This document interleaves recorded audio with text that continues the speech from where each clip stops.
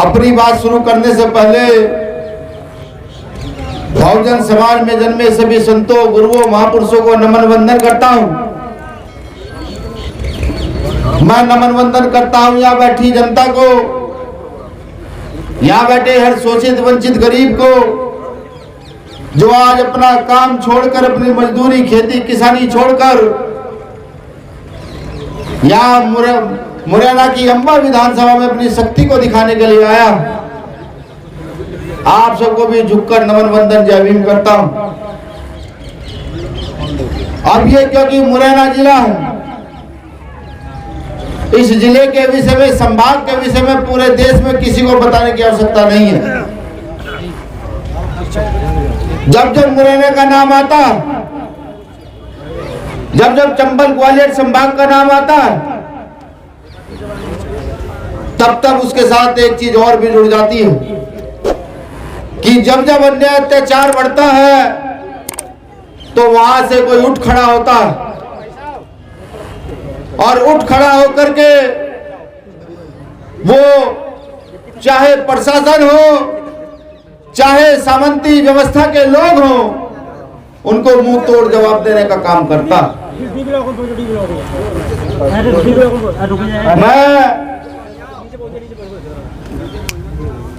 मैं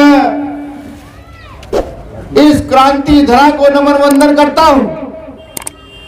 हालांकि यहां आते ही वो अग्रेसर मैं खुद में महसूस कर रहा हूं कि उस अग्रेसिव भाषा का प्रयोग करूं जिस भाषा को सुनकर मुरैना के लोग भी गर्म हो जाए, जिस भाषा को सुनकर शायद माता फूलन देवी का संघर्ष आप लोगों के खून में रौंद उतरे। लेकिन फिर सोचता हूं कि सदियों से जिन लोगों ने शोषण सहा, जिन लोगों पर अत्याचार हुआ, जिनकी बेटियों के बलात्कार हुए, जिनके बुजुर्गों का अपमान हुआ, आज वो समाज मुश्किल से धीरे धीरे रेंग रेंग कर खड़ा हो रहा है। आज वो अपनी आवाज उठा रहा है। उस समाज का मार्गदर्शन करना जरूरी है। अगर गलत मार्गदर्शन किया तो गलत दिशा की ओर जाएंगे, और अगर सही मार्गदर्शन कर दिया तो आने वाली 100 पीढ़ियों तक कोई फूलन देवी पैदा नहीं होगी। ऐसा माहौल पैदा हो जाएगा। मैं तो कहता हूं यहाँ के प्रशासन के साथियों से भी कि आप अपनी कलम को न्याय की ओर मोड़िए, यह बेहद जरूरी है। अगर आप अपनी कलम को न्याय की ओर नहीं मोड़ेंगे तो वो गरीब जो यहां से 100 किलोमीटर दूर गांव में मजदूरी कर रहा है, वो किसान जो रात दिन मेहनत करके गेहूं उगा रहा है, जिसको ये लगता है कि उसके साथ कुछ गलत होगा, तो शासन प्रशासन के लोग उसकी मदद करने का काम करेंगे। अगर आप अपनी कलम को सही नहीं करेंगे तो उस मजदूर किसान की वो आस टूट जाएगी, महिला बहनों की आस टूट जाएगी। तो मेरा आपसे निवेदन है कि अपनी कलम में सुधार करें, क्योंकि जो पर्चे मेरे सामने पड़े हुए हैं, कहीं किसी बेटी को निर्वस्त्र कर कर खींचा जाता, कभी भीम आर्मी के ब्लॉक अध्यक्ष को मारा पीटा जाता, कभी 1 साल पहले घटित घटना गुजर समाज के साथ बच्चे को गोली मार करके 1.5 साल तक आज तक उसकी गिरफ्तारी नहीं होती। ये तमाम घटनाएं मेरे सामने हैं। अगर कोई ये सोचता है या कोई विशेष वर्ग ये सोच तो पड़ा कि नहीं वो तानाशाह हो गए, सरकार में उनके आका बैठे तो तानाशाह हो गए हैं, तो मैं उनको बताऊं साहब हम भीम आर्मी के लोग हैं। आज तक कभी हमने डंडा नहीं उठाया, आज तक का रिकॉर्ड है। लेकिन फिर भी इस देश में हम लोगों को नक्सली, आतंकवादी ना जाने क्या क्या कहा गया। मेरे यहाँ सहारनपुर की घटना भी याद आ रही है, जब सन 2017 में वहां एक गांव में बेटियों के साथ अभद्रता हुई, सदगुरु रैदास जी की प्रतिमा का अपमान हुआ, डॉक्टर अंबेडकर की प्रति का अपमान हुआ, वहां महिलाओं को, बेटियों को खींच खींच कर पीटा गया। वहां पर दलितों के जानवरों में आग लगा दी गई, दलितों के घरों में आग लगा दी गई, अनाज फूंक दिया गया।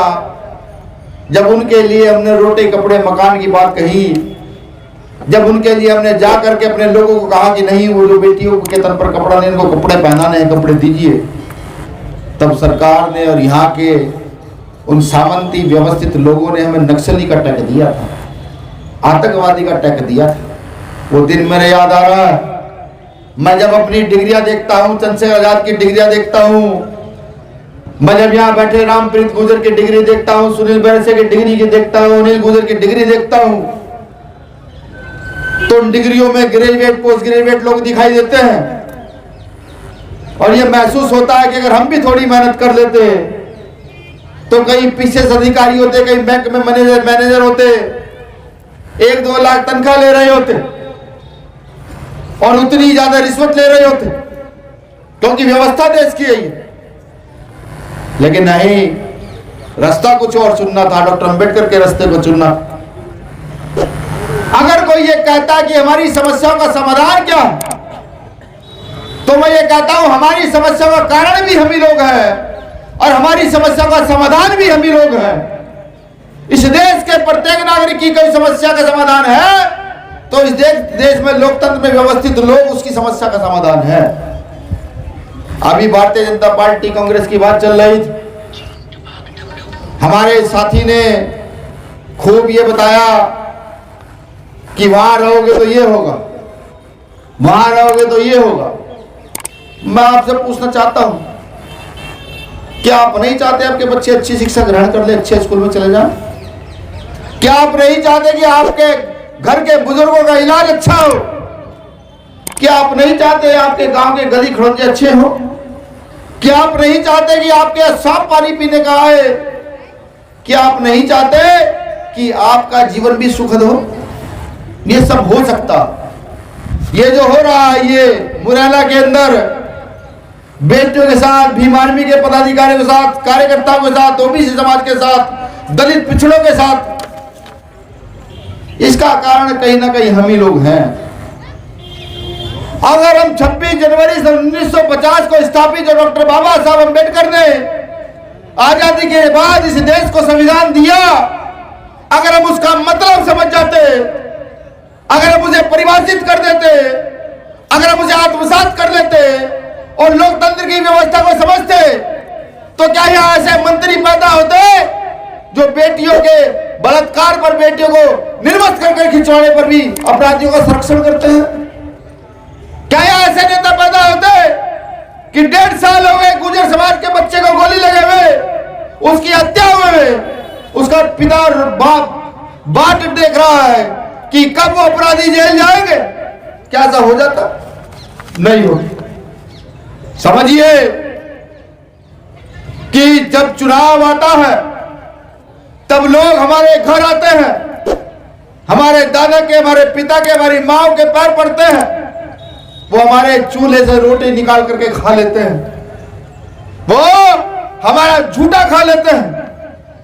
लेकिन जब चुनाव चला जाता है, फिर 4 साल 364 दिन वो आपकी तरफ मुड़कर नहीं देखते, वो आपके दुख को नहीं समझते।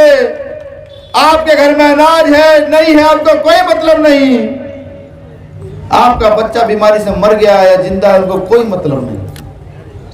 अब सोचिए ना, वोट किसका? हमारा। ताकत किसकी बनी जयती? हमारी। ताकत किसकी बनी? उसकी जिसने हमारे घर की बेटियां खिंचवाई, जिसने हमारे घर के बच्चे को गोली मारी, जिसने सिर्फ जाति के नाम पर हमारा उत्पीड़न किया, शोषण किया, उसकी। क्यों? किस लिए? कब तक हम दूसरों के गुलाम बने रहे? कब तक दूसरों के तलवे चाटते रहे? कोई भी हमें आकर कह देता है कि हम तुम्हारा वोट चुटकी बजाकर खरीद लेंगे।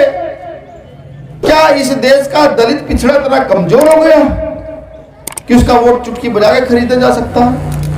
मैं जानता हूं एक सवाल मन में सबके कुरेद रहा होगा कि यहां हमने इस व्यक्ति को इसलिए बुलाया कि जो हमारे साथ घटनाएं हो रही हैं उन पर बात करे, लेकिन ये व्यक्ति बात कहीं लेकर चला गया। मैं बात इसलिए यहां से वहां लेकर जा रहा हूं जहां आपकी समस्याओं का संपूर्ण समाधान है, आप जानते हैं वोट की ताकत क्या होती है? अगर आप एक वोट का सही प्रयोग कर ले, सही व्यक्ति को दे दें, तो आपका बच्चा अच्छी शिक्षा ग्रहण कर सकता है। अगर आप अपना वोट गलत व्यक्ति को दे दें, तो आपका बच्चा शिक्षा छोड़िए खिचड़ी सिर्फ खा सकता है। उदाहरण देकर बताऊंगा कि अगर सरकार और शासन आपका हो और इस देश में शिक्षा मंत्री आपका हो, तो एक इतने से पेज पर साइन नीचे कर देने से इस देश के प्रत्येक नागरिक का बच्चा एक स्कूल में पढ़ सकता है। भारत के अंदर शिक्षा दोहरी शिक्षा नीति नहीं, तिहरी शिक्षा नीति है। पहली शिक्षा नीति आती है यहाँ डीएम के अंडर, एसएसपी के अंडर, यहाँ के मंत्री के अंडर, यहाँ के पैसे वाले बड़े व्यापारी के अंडर, कि उनका बच्चा जब स्कूल जाता है आराम से 20, 30, 50 हजार रुपए महीने की फीस जमा कराई जाती, और उस फीस को जमा कराने के बाद उनका बच्चा हर वो चीज सीख कर आता है जो सीखनी चाहिए, जो भारत के प्रत्येक नागरिक के बच्चे को सीखनी चाहिए। वो पढ़ना सीखता है, वो लिखना सीखता है, वो डांस करना सीखता है, वो पानी में तैरना सीखता है, वो गाना गाना सीखता है, वो भाषण सीखता है। एक शिक्षा ये है। दूसरी शिक्षा, ये जो फोर्स के लोग, सिपाही, दरोगा तक की भर्ती के लोग हैं, या मैं जब ये कहूं जो बैंक में क्लर्क हैं, जो बाबू हैं, जो स्कूलों में मास्टर हैं, एक शिक्षा उनके बच्चों की है। वो अपने बच्चे का प्राइवेट स्कूल में एडमिशन कराते हैं जहां की फीस 1000-2000 होती। बच्चा उनका वहां पढ़ता तो है, शिक्षा तो लेता है, उनको लगता है कि उनका बच्चा अच्छी गुणवत्तापूर्ण शिक्षा ले रहा है, लेकिन क्या वो कभी मंत्री के बेटे का मुकाबला कर पाएगा? क्या कलेक्टर के बेटे का मुकाबला कर पाएगा? नहीं कर पाएगा। वो सिर्फ आने वाले समय में या तो सिपाही बनेगा या ज्यादा से ज्यादा बाबू बन जाएगा, वो आईएएस पीसीएस नहीं बन पाएगा।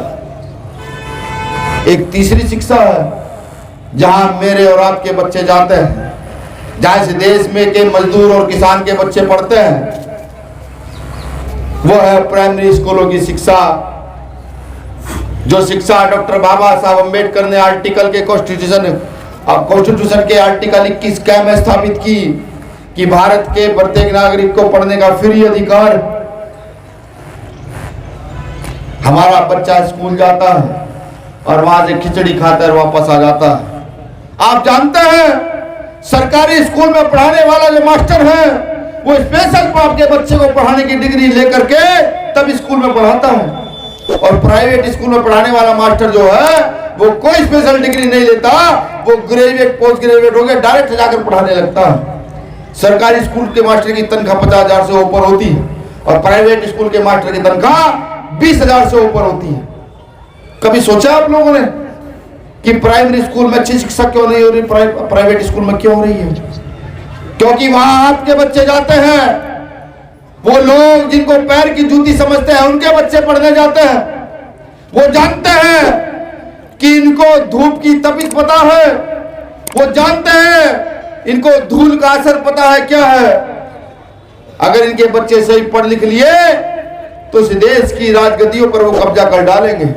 इसीलिए उन्होंने प्राइमरी स्कूलों के मास्टरों को जनगणना में लगाया, जानवरों की जनगणना में लगाया और अन्य कामों में लगाया, लेकिन सही से पढ़ाई करने के लिए नहीं कहा। ये व्यवस्था इस देश की है। अगर आप सोचते हैं कि ये व्यवस्था बदले तो इस व्यवस्था को बदलने में आप ही को आगे आना पड़ेगा। आज अगर बुखार चल जाए, जैसे अब सर्दी खत्म हुई है, गर्मी आ रही है, बुखार चल रहा है वायरल का, आप जाएं डॉक्टर के तो 20-30 हजार 50 हजार से कम आपका इलाज होगा नहीं, तब आप ठीक होकर आएंगे। वहीं एक अच्छे पैसे वाले का इलाज उससे भी बड़े हॉस्पिटल में होगा, जहां एक रात की फीस 1 लाख रुपए है, वहीं आपके और मेरे बच्चे का इलाज सरकारी हॉस्पिटल में होगा, जहां बेंच के नीचे से अगर आपने कुछ दे दिया तो इलाज हो जाएगा, नहीं दिया तो आपका बच्चा तड़पता रहे। और अगर इस देश में हॉस्पिटल एक जैसे हो जाए कि बुखार चढ़ाओ डीएम को, बुखार चढ़ाओ मुझे और बुखार चढ़ाओ आपको, हम एक ही कमरे में एक अलग अलग बेड पर पड़े होकर इलाज करा रहे हो, मरेगा तो यहाँ का कलेक्टर भी मरेगा, मरेगा तो मैं भी मरूंगा इस बुखार से। और अगर कलेक्टर जिंदा रहेगा तो मैं भी इस बुखार से जिंदा रहूंगा। लगता नहीं आपको ऐसे हॉस्पिटल का निर्माण होना चाहिए? बिल्कुल होना चाहिए। ये कब होगा? जब बाबा साहब द्वारा स्थापित संविधान में जो लोकतंत्र की व्यवस्था दी गई है, आपको जो वोट का अधिकार दिया गया है, खास तौर से वोट का अधिकार इस देश के गरीब, शोषित, वंचित वर्ग के लिए, इसको अपने वोट की ताकत को समझना चाहिए। इस वोट की ताकत को एकजुट कर कर यहाँ की शासन सत्ता को बदल देना चाहिए और ऐसे लोगों को बिठाना चाहिए जो आपकी समस्याओं का समाधान कर सके। अब बताइए, आप ही जवाब दीजिए, अगर यहाँ के सबसे बड़े मंत्री के बेटे को कृषि मंत्री बना दिया जाए, क्या उसके पास किसानों की समस्या का समाधान होगा? जब उसे यही नहीं पता कि ईख कब बोया जाता है, गन्ना कब बोया जाता है, गेहूं कब बोया जाता है, चना कब बोया जाता है, सोयाबीन कब बोई जाती है, क्या वो समाधान कर पाएगा? नहीं कर पाएगा। हाँ, अगर आप किसान और आपके बेटे को कृषि मंत्री बना दिया जाए तो वो वहां जाकर पार्लियामेंट में धाड़ सकता है कि इस बार गन्ने की फसल में ये रोग आया है, इसके लिए इस वाली दवाई की आवश्यकता है। वो दवाई सोसाइटी या सरकार के माध्यम से किसानों तक फ्री भिजवाई जाए। इस बार गेहूं की फसल हल्की हुई है, कारण पता करेगा, आपकी जमीन की जांच कराएगा, कौन सा कीड़ा जमीन में लगा है यह बताएगा। अगर किसान का बेटा कृषि मंत्री होगा तो, और व्यापार नेताओं का बेटा होगा वो थोड़ी कर पाएगा, नहीं कर पाएगा। यही व्यवस्था बदलनी है। आज व्यापारी रो रहे हैं, व्यापारी कहते हैं हमारी समस्या का समाधान नहीं हो रहा। मैं कहता हूं जब तुम नेताओं के बच्चे को वोट दोगे तो आपकी समस्या का समाधान कैसे होगा? अरे अपने बेटे को निकालो राजनीति में, कोई जगह नहीं देता तो भेजो भीमार में देगी जगह है, और जिताकर उसको भेजो, वो जाकर के बात करेगा कि हमारी व्यापारियों की ये समस्या है। ये काम जब तक नहीं होंगे काम चलेगा नहीं, बिल्कुल नहीं चलेगा। रही अन्याय, अत्याचार और शोषण की बात, अगर कोई ये कहता कि बहुत बड़ा तानाशाह है, कोई ये कहता हो कि उसके सामने सरकारें झुकती हैं, तो मैं बताऊं हम वो लोग हैं, हम वो मजदूरी करने वाले लोग हैं, घास खोदने वाले लोग हैं, गेहूं काटने वाले लोग हैं, खेती करने वाले लोग हैं, कि जो जिन लोगों का जलवा एक दिन भोपाल मध्य प्रदेश सरकार झेल नहीं पाई थी, वो लोग हैं। ये बताओ जा करके, कहीं ऐसा ना हो कि हम अपनी कार्यस्थली मुरैना को बना ले और मुरैना के मंत्री, संतरी, एसपी, कलेक्टर झेल ना पाए। शोषण उतना करो जितनी सहने की क्षमता हो, अगर सहने की क्षमता ना हो तो शोषण को कम करना शुरू करो। और मैं ये भी वादा करता हूं, मेहनत करेंगे, यहां सरकार बदलेंगे, जो भी अधिकारी भी इसमें इन्वॉल्व होगा, आज के परिप्रेक्ष्य में अन्याय करने वालों के साथ जो अधिकारी होगा उसकी भी तबियत आने वाले समय में ठीक करने का काम करें। मैं ये भी वादा करता हूं, बिल्कुल चुनौती के साथ। लेकिन मेरे साथियों, मेरे बुजुर्गों, मेरे भाइयों, मेरी माताओं, मेरी बहनों, इस व्यवस्था को बदलने में भीम आर्मी आजाद समाज पार्टी के कंधे को मजबूत करने का काम करो। अरे एक बार तो मौका दो, कम से कम बिना मौका दिए पूरे देश में अन्याय अत्याचार की लड़ाई हम लड़ते हैं। यहाँ बैठे सब लोगों की कमर देखोगे तो डंडों से लाल है पुलिस के। कभी सामंती व्यवस्था के लोग घेर लेते हैं, कभी पुलिस प्रशासन सरकार के इशारे पर कमर लाल करती है। न जाने कितने मुकदमे इन लोगों पर हैं। मैं पूछता हूं कैसा मन है आप लोगों का? क्या ये पिघलता नहीं कभी? या सिर्फ उनके सामने झुकते रहोगे तो तुम्हारे साथ शोषण करते हैं? अरे जो तुम्हारे साथ खड़े होते हैं, अपना वोट, सपोर्ट, नोट, अपना झंडा, डंडा उन पर न्यौछावर करो, उनका कंधा मजबूत करो, उन्हें कहो कि जैसे सड़कों पर लड़ाई लड़ रहे हो बेटा जीत कर जाओ और विधानसभा में जाकर ललकारने का काम करो। ये कहो उन लोगों को, समझाओ हर गरीब किसान को, ये देश किसानों का देश है, ये देश मजदूरों का देश है। ये बताओ जाकर के यहाँ के तानाशाहों को, ये बताओ कि हम क्या कर सकते हैं। मुझे एक शख्स याद आता है, मैं सोचता हूं कि इतनी कम उम्र में खुदीराम बोस इतनी कम उम्र में 17 साल की उम्र में फांसी चढ़ गए थे, आजादी की लड़ाई लड़ते हुए। खुदीराम बोस, नेट कर लीजिएगा। मैं सोचता हूं कि अब से 100 साल पहले, 80 साल पहले एक 17 साल के बच्चे की सोच क्या थी देश के प्रति कि उसने फांसी के फंदे को चूम लिया। मैं याद करता हूं शहीद आजम भगत सिंह को कि 23 साल की उम्र में फांसी चढ़ गए, अन्याय के खिलाफ लड़ते हुए, अंग्रेजों के साथ लड़ते हुए। कैसा खून है हम लोगों का, क्यों खोलता नहीं? उस समय अगर संविधान होता और उस समय लोकतंत्र होता, मैं लिख कर देता हूं कि उस समय भगत सिंह जैसे लोग इस देश के प्रधानमंत्री बनते, शहीद आजम चंद्रशेखर आजाद जैसे लोग इस देश के प्रधानमंत्री बनते। उस समय अगर संविधान होता, लोकतंत्र होता, नहीं था। आज है, आज हथियार उठाने की जरूरत नहीं है।